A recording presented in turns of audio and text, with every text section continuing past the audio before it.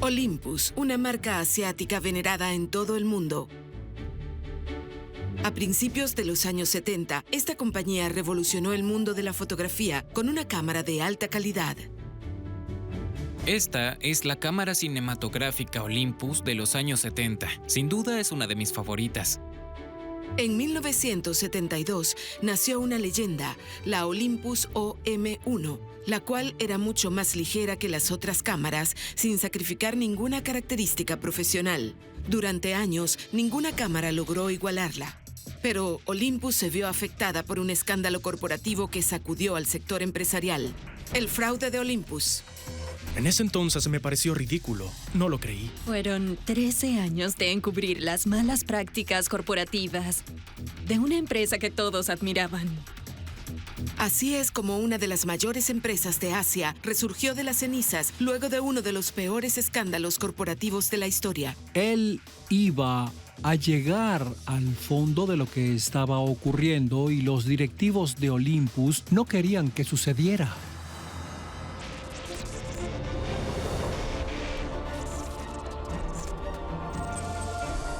Secretos corporativos.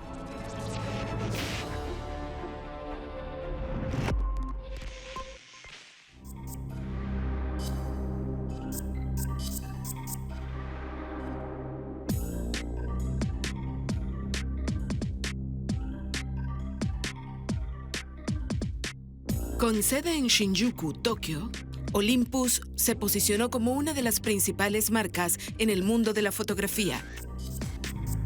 También se encargó de producir equipos médicos de alta tecnología, estableciéndose como uno de los principales fabricantes de equipos de endoscopia. Anne Valerie Olson, profesora de estrategia empresarial, usa el caso de Olympus como ejemplo para sus estudiantes. Olympus siempre fue conocida por sus productos de alta calidad. Empezó fabricando microscopios en 1919 en Tokio. Después pasó a fabricar dispositivos de tecnología médica. Gracias a su experiencia fabricando lentes para microscopios, empezó a fabricar una mayor gama de lentes y, finalmente, incursionó en el mercado de las cámaras y la fotografía digital. En 1936, presentaron su primera cámara, la Semi Olympus 1.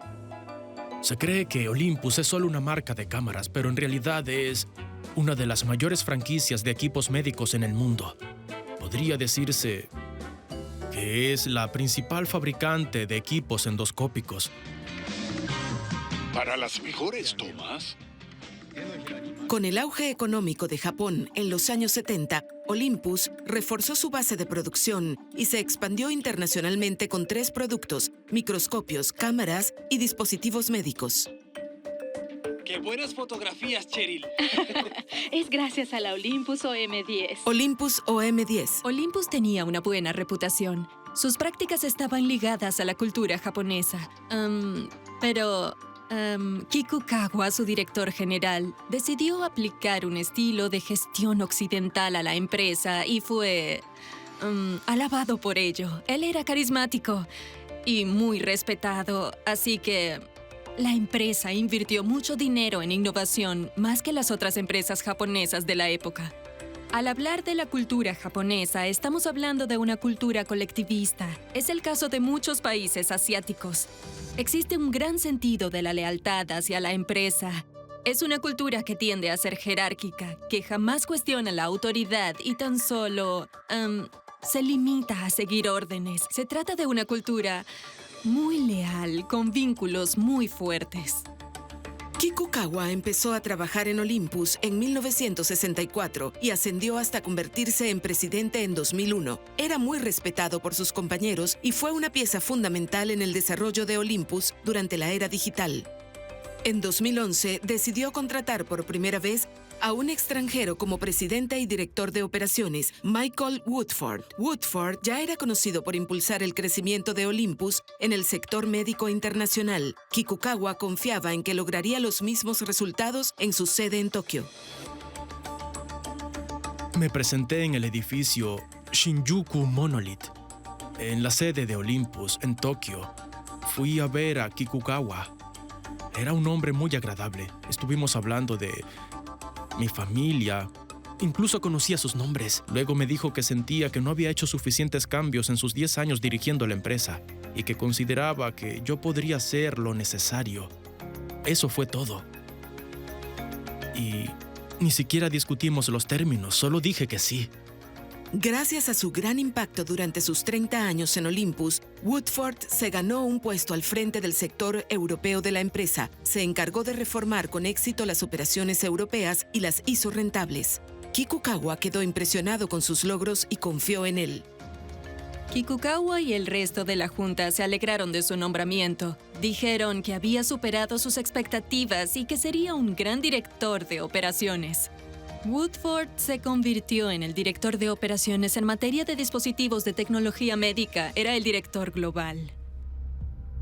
Contratar a un extranjero como presidente y director de operaciones es inusual en el entorno empresarial japonés. La mayoría de las empresas contrata a jóvenes recién salidos de la universidad que deben trabajar para ascender de puesto. Convertirse en miembro de la junta directiva suele tomar mucho tiempo. En el pasado, hace 30 o 40 años, ninguna empresa japonesa contrataba a personas extranjeras.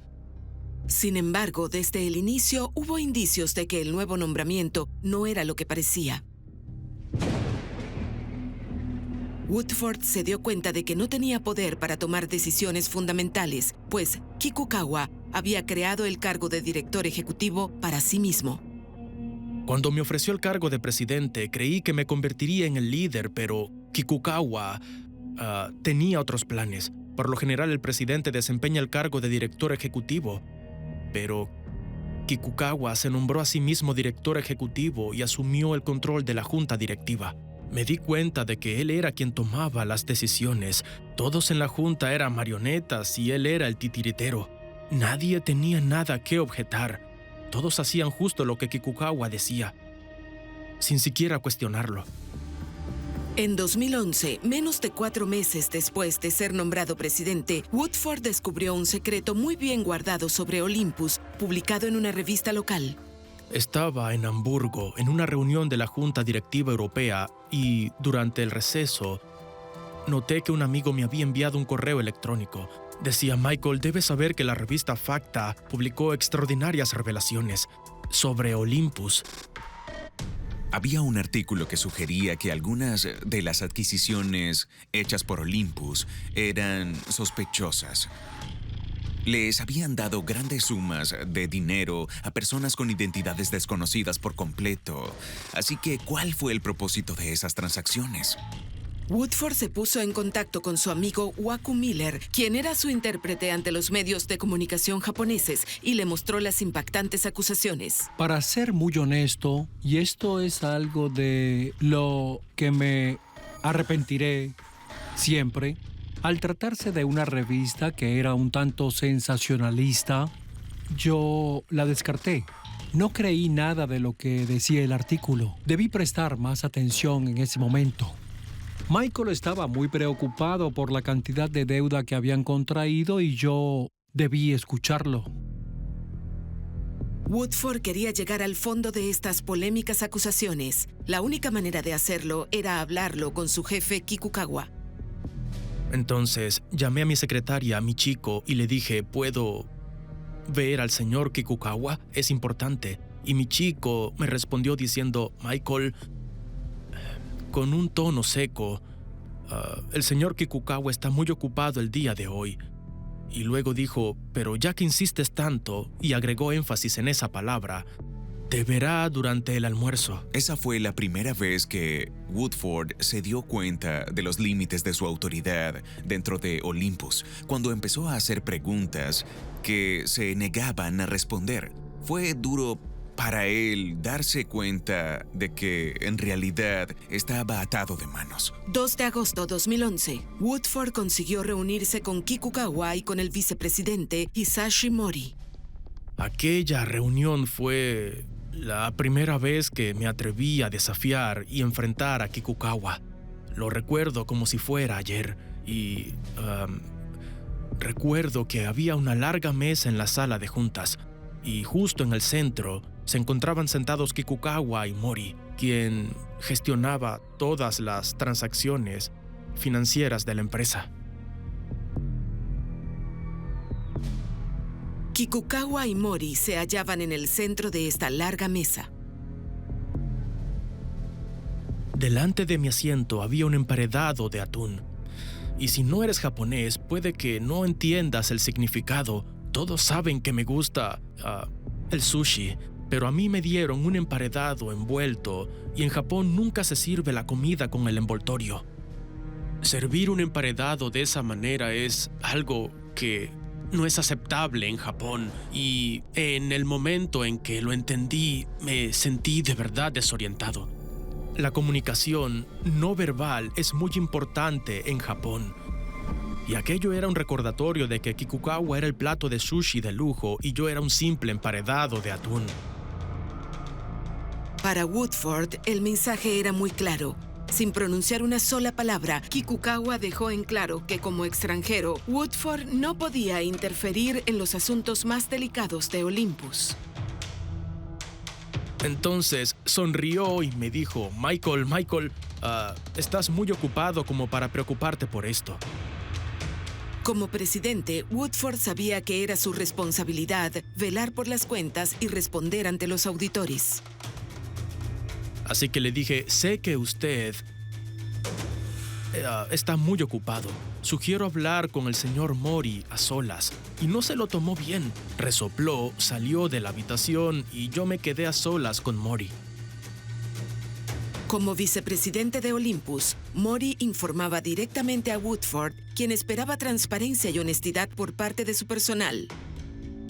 Woodford estaba decepcionado, ya que Mori le había ocultado el artículo de FACTA y decidió indagar sobre las denuncias de 3 adquisiciones en particular, incluyendo una empresa de cremas faciales y de microondas, así como el pago de $687 millones en honorarios a una empresa desconocida en las Islas Caimán. Él solo ignoró mis preguntas. Nunca me había sentido más desorientado en mi vida. Comencé a enfadarme con él. Le dije, ¿por qué compramos una empresa que fabrica platos para microondas? Digo, nuestra empresa fabrica equipos médicos, Mori. Era evidente que algo extraño estaba pasando. Estaban invirtiendo mucho dinero en empresas que prácticamente no producían dinero. Y además estaban pagando honorarios por un asesoramiento que sin duda no valía esa suma de dinero.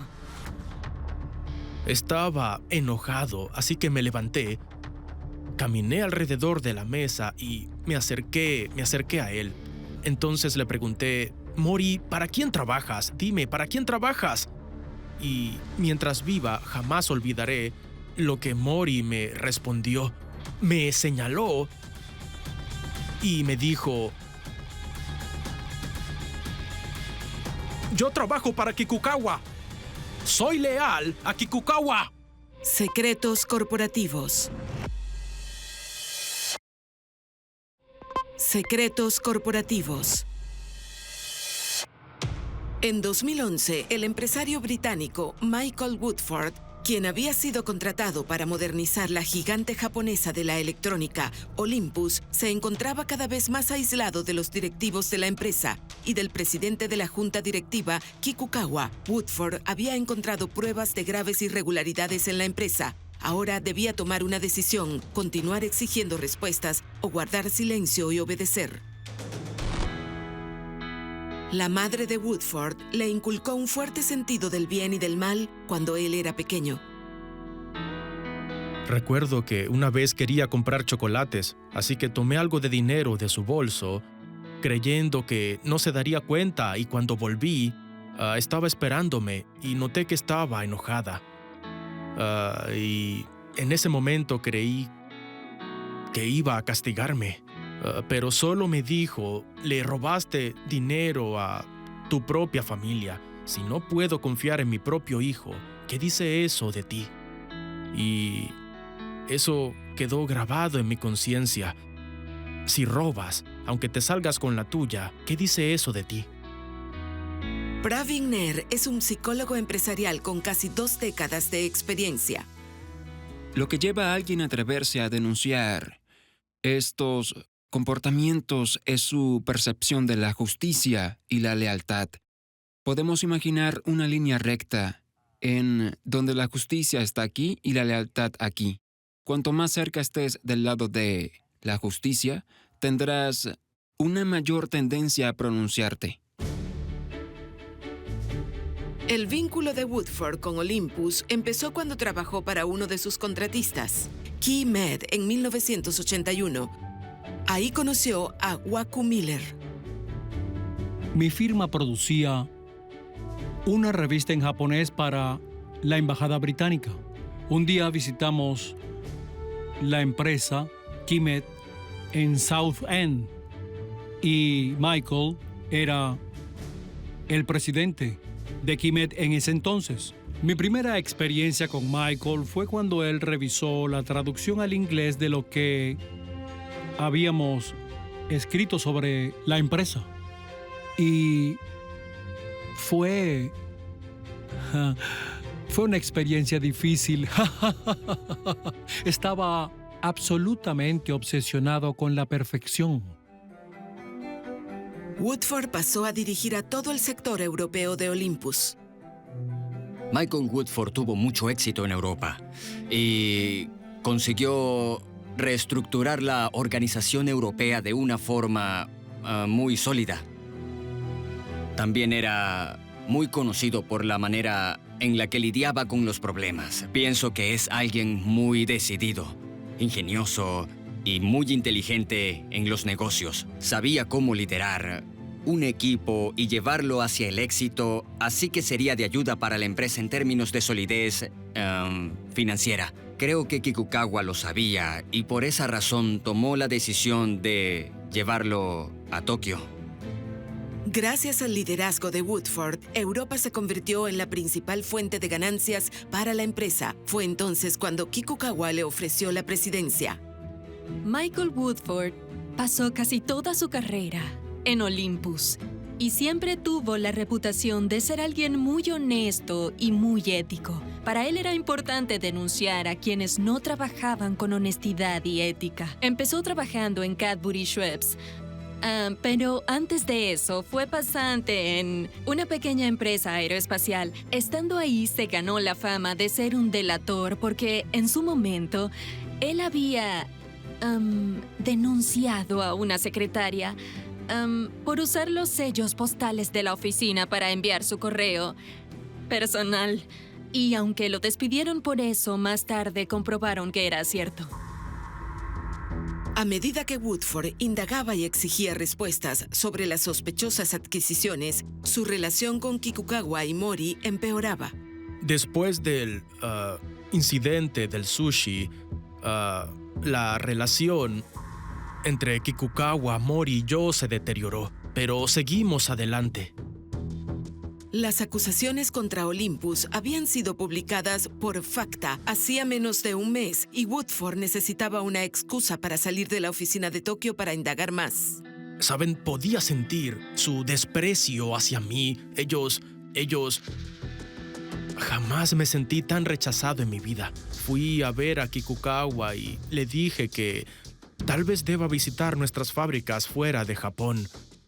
La República Checa, Alemania, Gran Bretaña, América. Y le gustó la idea. Él también quería que me alejara de la oficina de Tokio por un tiempo. Agosto 2011. Fue el viaje de negocios más largo que he hecho. Terminó en septiembre en la ciudad de Nueva York. Para entonces, la presión de las acusaciones ilegales empezaba a pasar factura. Empecé a beber muy seguido, intentando tranquilizarme.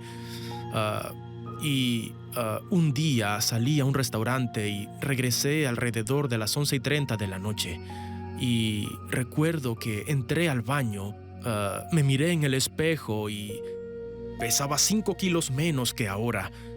Y tenía unas enormes ojeras Pero no era mi estado físico lo que me preocupaba. Yo sabía que mi salud mental también se estaba deteriorando, porque era consciente de que existía un problema, pero no sabía qué hacer ni cómo podía afrontarlo, ya que a los accionistas les era indiferente, a las instituciones, a los medios. Así que pensaba, ¿acaso estoy solo? Woodford también sabía que la Junta no lo apoyaba y que no permitiría que él siguiera investigando las acusaciones hechas sobre esas adquisiciones fraudulentas o sospechosas.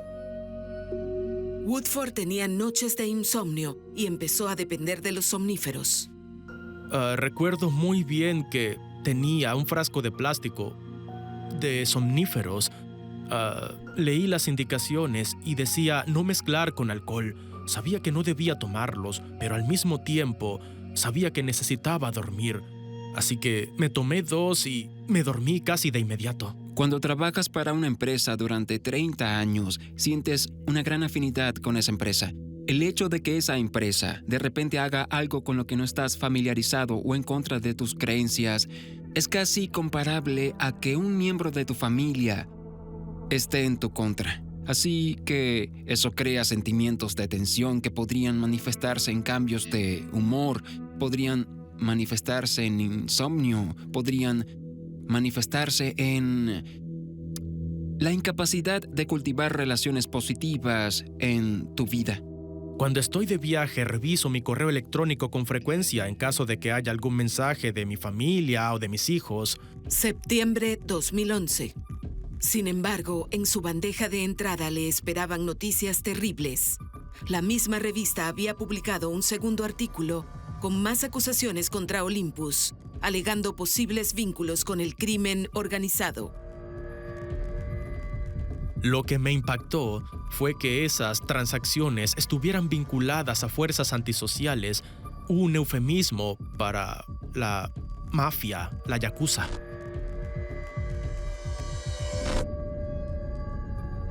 La posibilidad de que ahí afuera hubiera personas horribles que tuvieran la intención de hacerme daño, o peor aún, a mi esposa, o peor, a mis hijos. Yo era un hombre de negocios. Yo me encargaba de firmar documentos, responder correos, visitar fábricas. No sabía cómo enfrentarme al crimen organizado. Denunciar comportamientos indebidos no es algo sencillo de hacer. Y, por lo general, el hecho de que alguien decida hacerlo dependerá de sus características personales.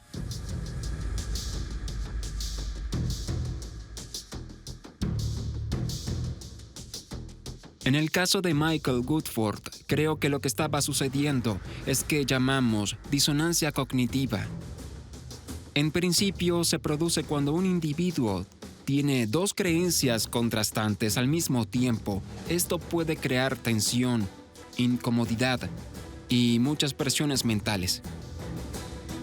A pesar de la creciente tensión psicológica, Woodford siguió presionando para obtener respuestas. Después de haber planteado sus inquietudes en reuniones y haber sido ignorado en múltiples ocasiones, las revelaciones de este segundo artículo de Facta animaron a Woodford a escribir sus inquietudes. Durante semanas, Woodford escribió una serie de correos en los que desafiaba a Kikukawa y a la junta directiva. Kikukawa me escribió diciendo, Michael, no es bueno que hagas tantas preguntas. Para él no lo era.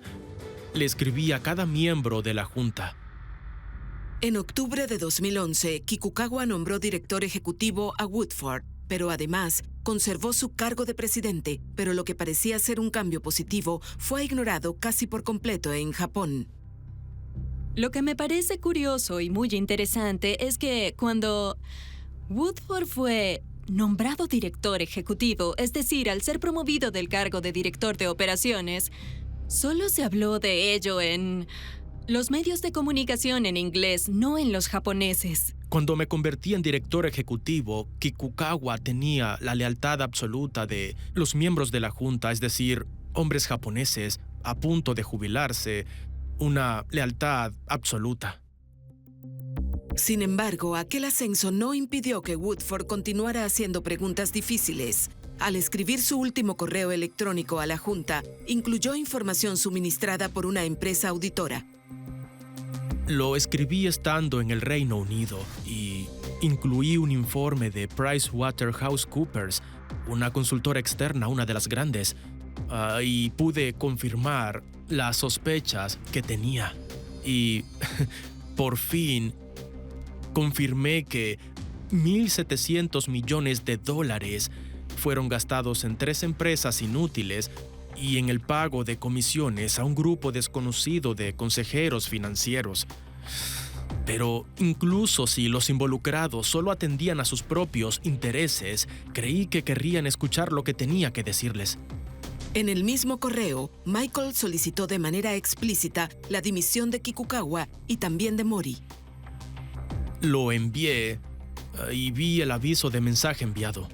Les había pedido que confirmaran la recepción de mi correo y media hora más tarde vi que el director japonés que trabajaba en Estados Unidos respondió y lo leyó. Y supongo que llamó y despertó a todos en Tokio para que también lo leyeran. Woodford fue convocado a una reunión extraordinaria en Tokio.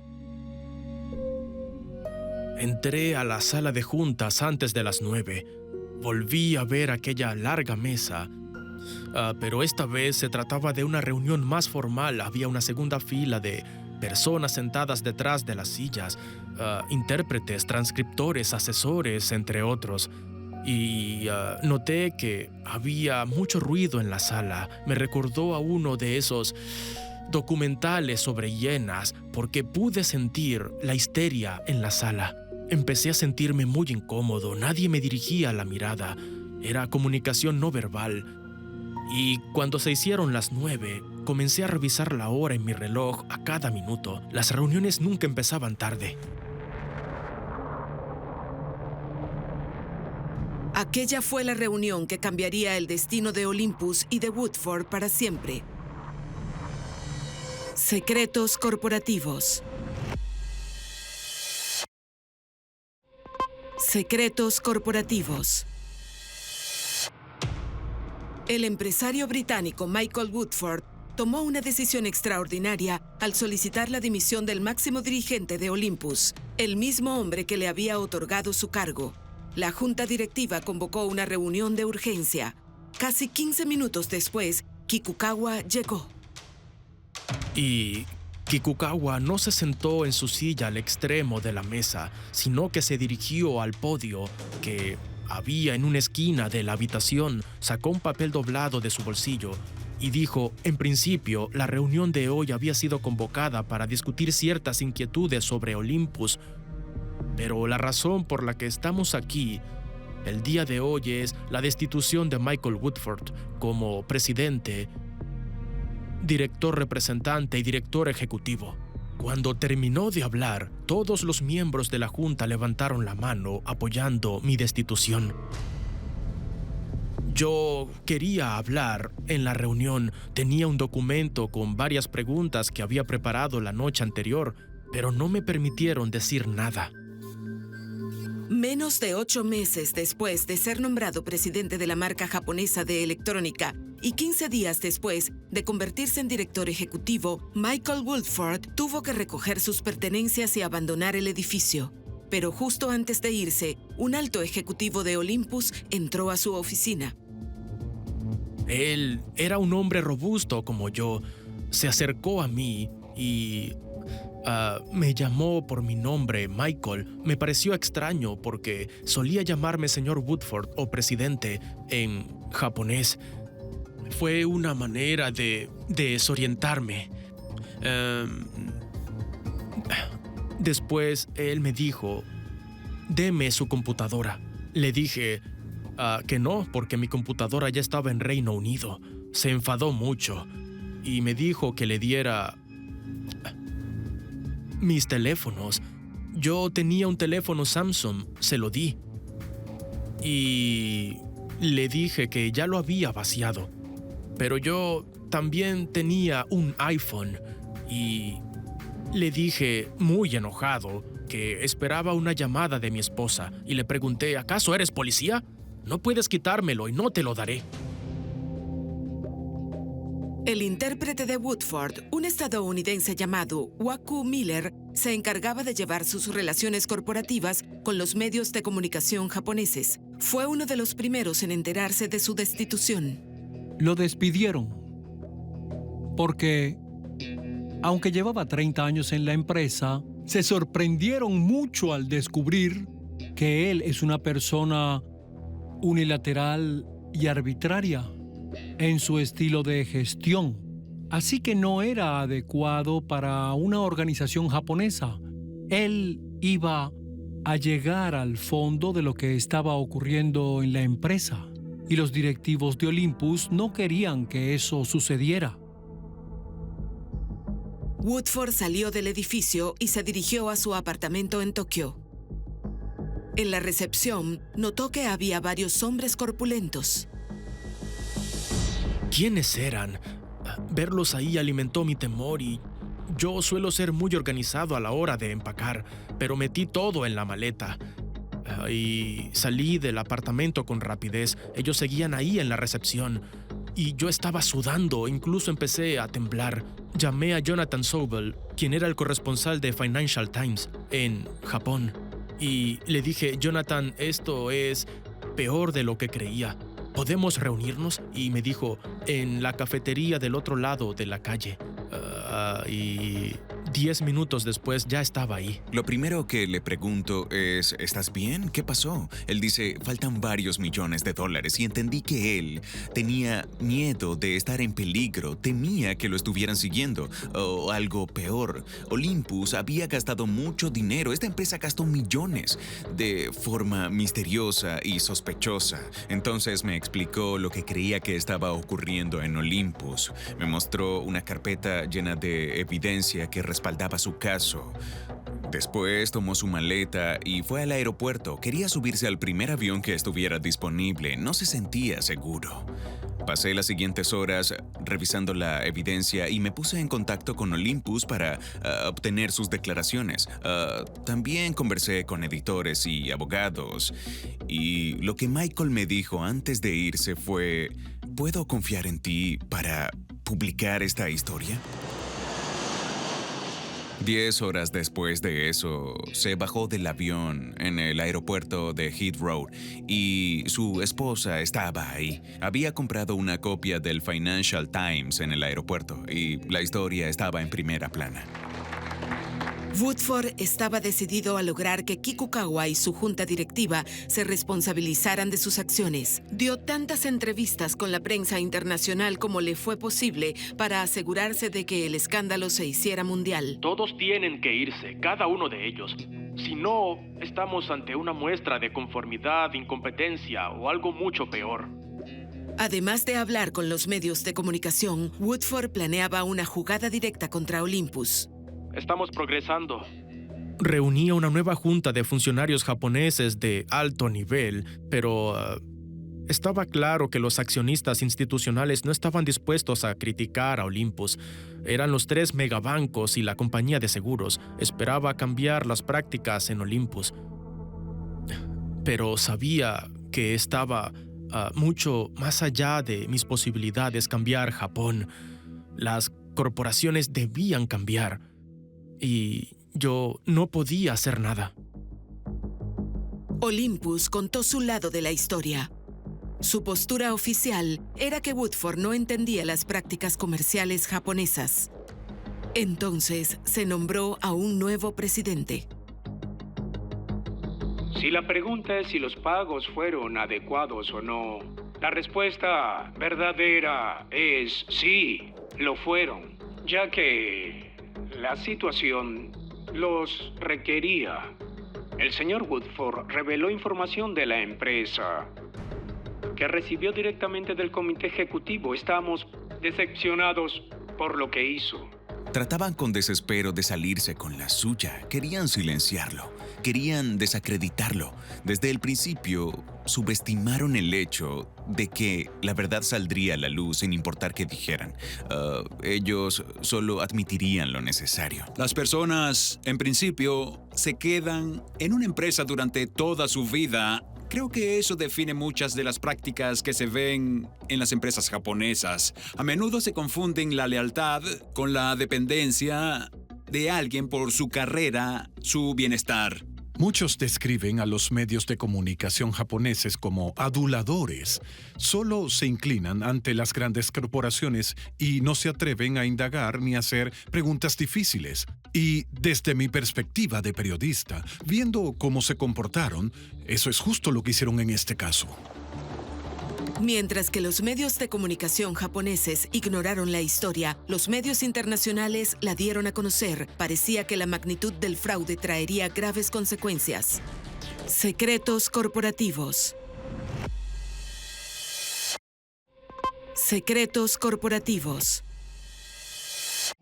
Mark Worthington es un experto en la gestión de escándalos empresariales. Tras una década como corresponsal de la BBC News, actualmente trabaja supervisando los planes de comunicación de crisis para varias multinacionales. El hecho de que la empresa continuara negándolo, incluso cuando los medios internacionales escribían de forma abierta sobre las acusaciones y señalaban a la junta directiva de manera directa, es algo extraordinario. Es difícil ver algo así en otro lugar que no sea Japón. Y aunque parecía una posición indefendible, ellos solo siguieron negándolo todo. La razón detrás de su comportamiento es la lealtad corporativa que existe en la cultura de las empresas de Japón.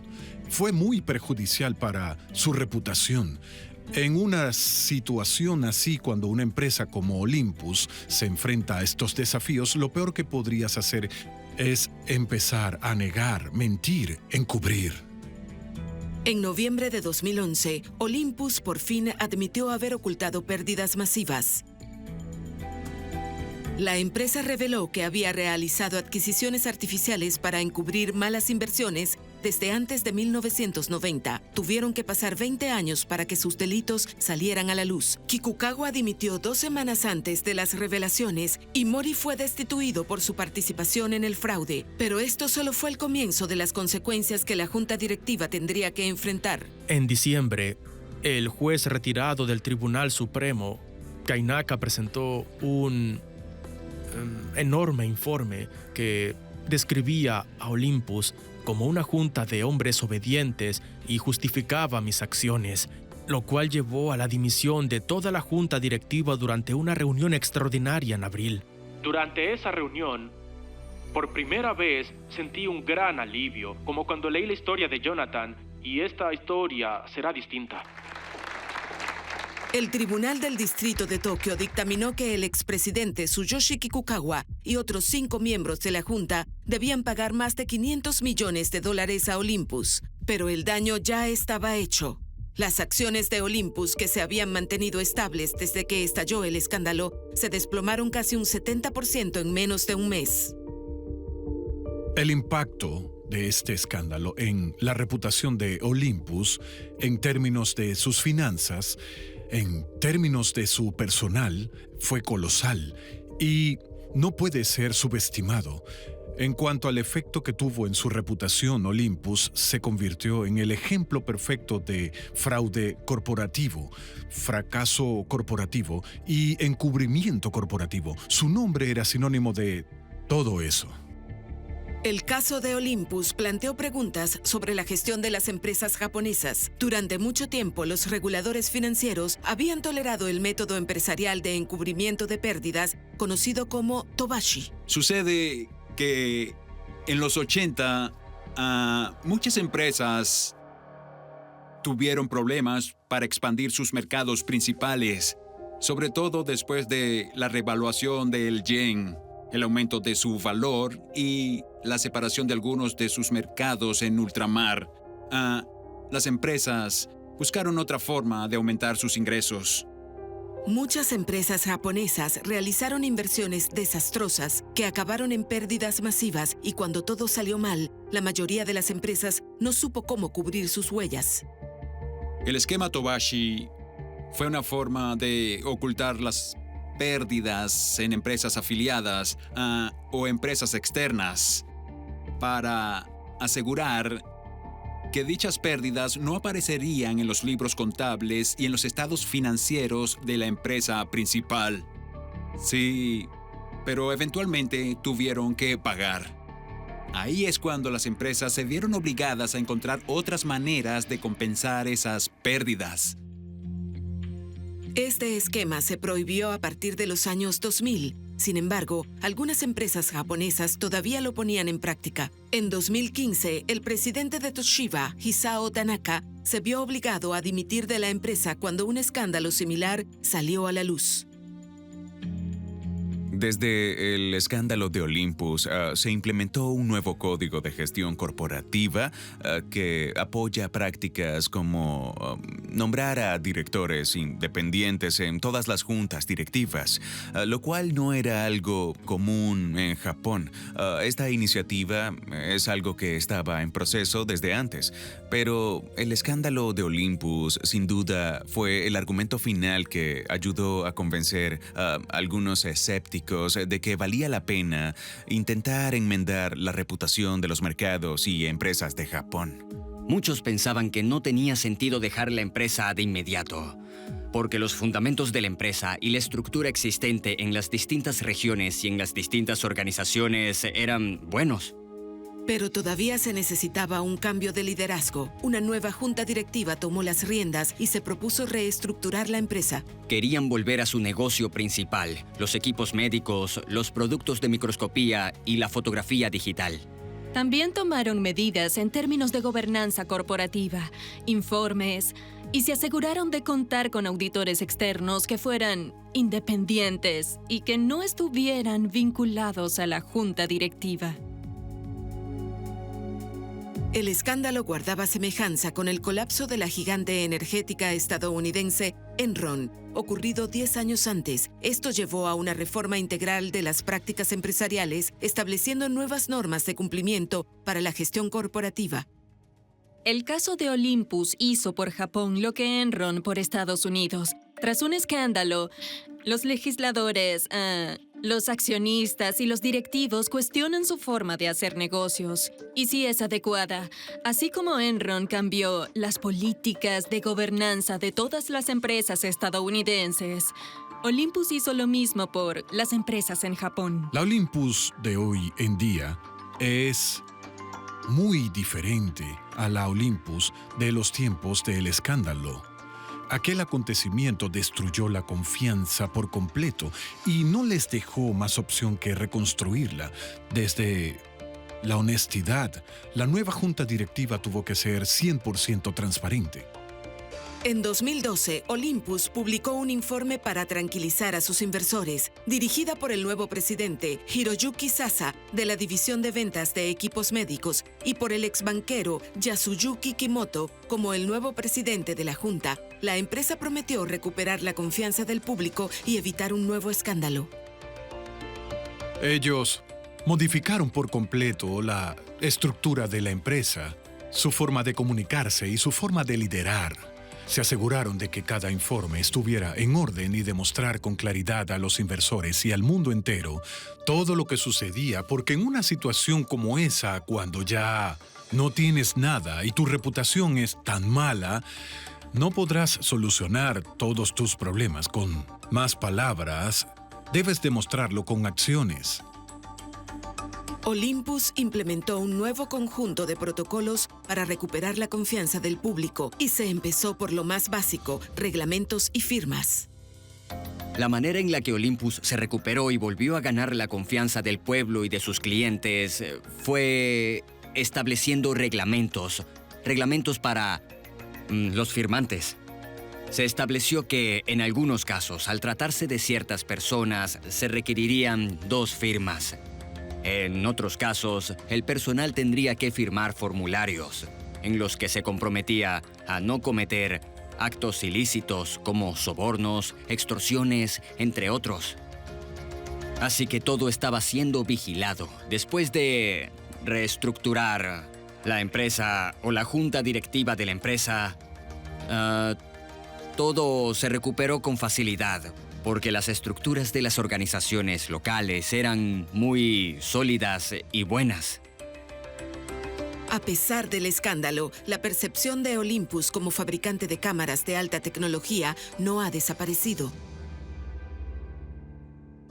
Y el equipo técnico sigue creando productos que mantienen la relevancia de la marca. Lance Ong es un aficionado a las cámaras que apuesta por la gama de equipos Olympus. Utiliza sus equipos desde 2002 y da fe de su calidad, la cual ha mejorado enormemente a pesar de la mala gestión interna.